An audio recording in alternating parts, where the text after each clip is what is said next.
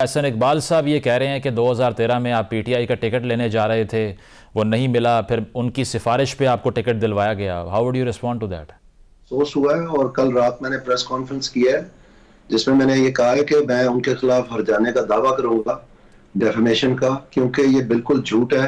पहले ये कहते थे कि मैं पीपल्स पार्टी की जुबान बोल रहा हूँ इसलिए कि मैं पीपल्स पार्टी में जा रहा हूँ, और अब ये कह रहे हैं कि पीटीआई में जा रहा था। असल बात ये है कि ये जो इन्होंने हरकत की है ये अब हजम नहीं हो रही किसी से, और अब वो हीले बहाने कर रहे हैं ये बताने के लिए कि समहाउ मेरा कसूर था।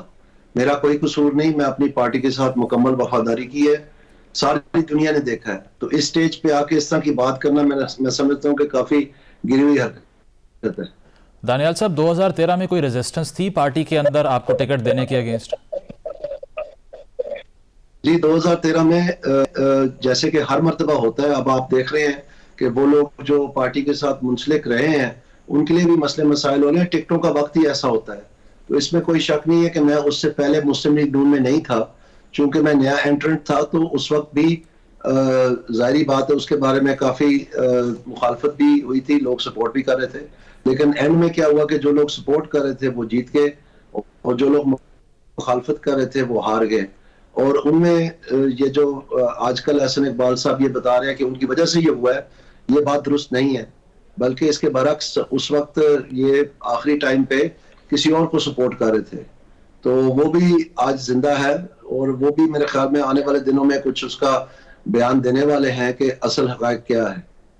और ये इसके अलावा वो ये भी कहते हैं एहसन इकबाल साहब कि एक लूज पॉइंट जो कहा जा रहा है कि आपकी तरफ से हो गया, वो ये है कि टिकट के लिए आपने अप्लाई नहीं किया, तो वो केस बनता ही नहीं है।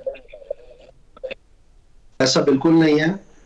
मैंने जब मुझे शोकाज नोटिस इशू हुआ तो मैंने उस शोकाज नोटिस में भी ये बयान किया था। जब मैं इंटरव्यू देने गया उस वक्त भी मेरे से पूछा गया तो मैंने ये बताया कि मैं इसलिए दरखास्त नहीं जमा करवा सका क्योंकि मेरी उस वक्त सर्जरीज हो रही थी, मैं अस्पतालों में मसरूफ था। मेरी 5 सर्जरीज हुई हैं मेरे लेफ्ट रिस्ट के ऊपर, तो मैं उस वक्त रिकवरी में था। जब इन्होंने डेट एक्सटेंड की तो उस वक्त भी मैं अस्पताल में था। तो कहने का मकसद ये है कि ये पार्टी ने एक्सेप्ट कर ली बात कि ठीक है। मैंने उनको ये बताया था कि अगर आप मेरे अस्पताल का रिकॉर्ड चाहते हैं मैं वो भी पेश कर देता हूँ, लेकिन मियां नवाज शरीफ साहब ने खुद कहा कि चले अगर आप कोई बात करना चाहते हैं तो वो बताएं 5 के लिए। लेकिन मुझे ये बात बताएं कि एहसन इकबाल ने पीपी 54 पे किस दिन एप्लीकेशन दी थी, या अनवारुल हक साहब ने किस दिन NA 75 की एप्लीकेशन दी थी, या फॉर दैट मैटर अकमल सरदारा साहब ने पीपी 55 की किस दिन एप्लीकेशन दी थी। तो उल्टा ये pot calling the cattle black वाली बात है कि इस तरह की गलतियां इन्होंने खुद की लास्ट मिनट पे, क्योंकि इन्होंने बुनियादी तौर पर फैसला ही गलत किया था अपने बेटे के लिए और फिर पार्टी को भी मजबूर किया। और अब जबकि इनके पास कोई जवाब नहीं है तो कभी मेरा PPP से नाम मुंसलिक करने की कोशिश कर रहे हैं, कभी PTI से मुंसलिक करने की कोशिश कर रहे हैं। असल हकीकत ये है कि और एप्लीकेशंस की बात करते हैं तो एप्लीकेशन ये बताएं ना जी, काइंडली आप उनसे पूछें कि उन्होंने किस दिन NA 75 का एप्लीकेशन डलवाया था अनवारुल हक साहब से।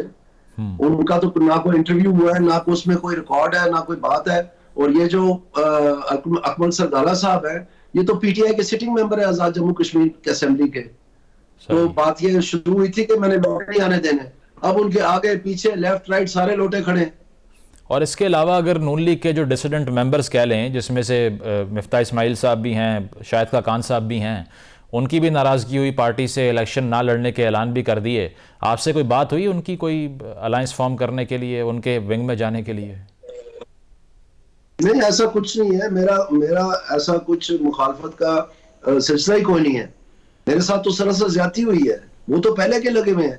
और हैरानगी की बात यह है कि आप देखिए उन्होंने कैसी कैसी बातें की हैं, लेकिन उन किसी को शोकाज नोटिस नहीं हुआ, सिर्फ मुझे हुआ। और मैंने एक हकायक में मुबनी बात की है कि अवाम का मसला इस वक्त महंगाई का है। तो महंगाई के ऊपर अगर आकर के तो इतना, मैंने तो ये नहीं कहा कि पार्टी ने महंगाई की है, मैंने कहा कि पार्टी में कुछ लोग हैं जिनकी जिम्मेदारी थी बयानिया तैयार करने और बयानिया का प्रचार करने, ताकि बच्चे बच्चे की जुबान पे उलट जो है पाकिस्तान मुस्लिम लीग नून का नाम लग रहा है।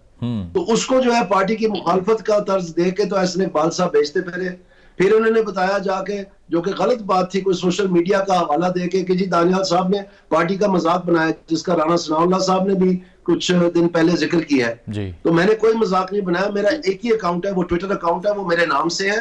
बाकी सोशल मीडिया में बेशुमार अकाउंट है, लोगों ने मेरे नाम से भी बनाए हुए, वो चलाते हैं उनको, उसका मेरे साथ कोई ताल्लुक नहीं है, ना दानियाल मैंने किया साहब, ऐसा। आपके साथ जो ट्रीटमेंट जी आपके साथ जो ट्रीटमेंट रहा पार्टी का, सिंगल हैंडेडली एहसन इकबाल साहब रिस्पॉन्सिबल हैं, और is there any other name as well? नहीं जी, ऐसा वो पार्टी में मुखालफतें होती हैं, वो एक अलग मसला है, वो साथ साथ चलता है, सियासत का हिस्सा है। लेकिन इसमें तो वाज़ेह तौर पर एहसन इकबाल साहब ने अपने खानदान को पालने के लालच में पूरी पार्टी को तबाह कर दिया। ठीक है, सुप्रीम कोर्ट से जो डिसीजन आया उसके तहत आप भी 5 साल सियासत से आउट रहे, अभी तरीके इंसाफ का सिंबल ले लिया गया, इसको आप कैसे देखते हैं एज अ पॉलिटिकल वर्कर? जी, मेरे ख्याल में जो कुछ भी इलेक्शन कमीशन की तरफ से हुआ है और उसमें अदालतों में वो गया है, वो हाई कोर्ट्स में गया है, सुप्रीम कोर्ट में गया है, और उन्होंने सारी बातों का नाप तोल करके ये बताया कि इनका सिंबल का जो इशू है वो गैर कानूनी है। तो अगर पीटीआई का क्लेम जो है वो गैर कानूनी है तो किसने तयन करना है? सुप्रीम कोर्ट ने फाइनली करना है, तो उन्होंने कर दिया है, अब उनको एक्सेप्ट कर लेना चाहिए। और मैंने भी तो एक्सेप्ट किया था जब मुझे नून लीग के इंटर पार्टी इलेक्शन फेल, मैंने भी तो एक्सेप्ट किया था ना, मेरे साथ उस वक्त भी सलीन गलती हुई थी। सही। और नून लीग के इंटर पार्टी इलेक्शन आपको लगता है फेयर हुए थे? नून लीग के इंटर पार्टी इलेक्शन तो जब देखें, मैं आपको इसकी थोड़ी डिटेल देता हूं। जब आप पार्टी बनाते हैं तो आपने कॉन्स्टिट्यूशन दाखिल करना होता है, उस कॉन्स्टिट्यूशन पार्टी कॉन्स्टिट्यूशन डॉक्यूमेंट में आपका अज खुद सारी बात तय होती है कि हमारी पार्टी में जो नज़्म ज़ब्त है वो किस तरह से होगा। तो ये जो पीटीआई ने खुद कॉन्स्टिट्यूशन जमा करवाया, उसमें उन्होंने बताना था ना कि हमारा इलेक्शन कैसे होना है। तो अगर उन्होंने उसको बहुत पेचीदा बना दिया या उसका तरीकाकार जो है उसको जो है वो नागुज़ीर बना दिया था। इसमें पहले भी पीटीआई ने कौन से इलेक्शन करवाए थे? जब इनके अपने इलेक्शन कमिश्नर ने कह दिया था कि पार्टी में इलेक्शन गलत हुए हैं, तो उन्होंने इलेक्शन कमीशन ही उड़ा दिया, वो जो जस्टिस साहब थे, अगर आपको याद हो। जी ठीक है, दानियाल साहब लास्ट क्वेश्चन। अब ये चाहते हैं एक मिनट यार, अब ये चाहते हैं कि ये भी इलेक्शन कमीशन खत्म हो जाए, तो ये तो नहीं हो सकता ना, वो तो उनकी पार्टी का था तो उन्होंने कर लिया, लेकिन ये हैबिचुअल ऑफेंडर हैं पीटीआई वाले। ठीक है, शॉर्टली अगर नून लीग आपको वापसी की दावत देती है, एक्सेप्ट करेंगे, रिजेक्ट करेंगे? अभी तक तो कुछ ऐसा हुआ ही नहीं है जिसमें कोई वापसी की बात हो, लेकिन बात यह है कि वो उन पे है, जो भी फैसला करना चाहे कर सकते हैं।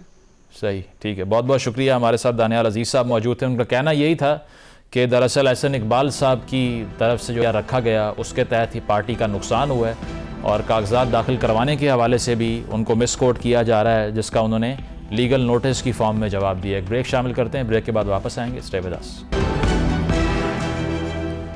वेलकम बैक नाजरीन। तहरीक इंसाफ का इलेक्शन के प्रोसेस से बाहर होना, अगर ये कहा जाए कि इससे सिचुएशन कंट्रोल होगी या फिर लेजिटिमेसी बढ़ेगी, तो ये बहुत बड़ा चैलेंज है निज़ाम के लिए भी, सियासी जमातों के लिए भी और पाकिस्तान की जमहूरियत के लिए भी, कि एक बड़ी पार्टी को अगर आप सिस्टम से बाहर रखते हैं तो उसके बाद जो पार्टी मेजॉरिटी हासिल करेगी उसका लेजिटिमेसी मेंटेन करना और उसकी ये परसेप्शन बिल्ड करना कि हमारे पास जो मैंडेट है वो लेजिटिमेट है और ये मैंडेट हमने फेयरली एक्वायर किया। It's a massive challenge.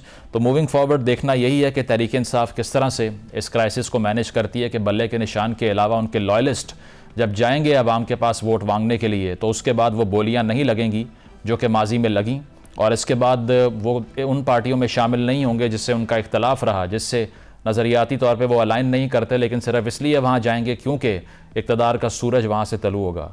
Programme आपने मुलाहिज़ा किया, अपना फ़ीडबैक ज़रूर दीजिएगा। इजाज़त दीजिए, अल्लाह हाफ़िज़।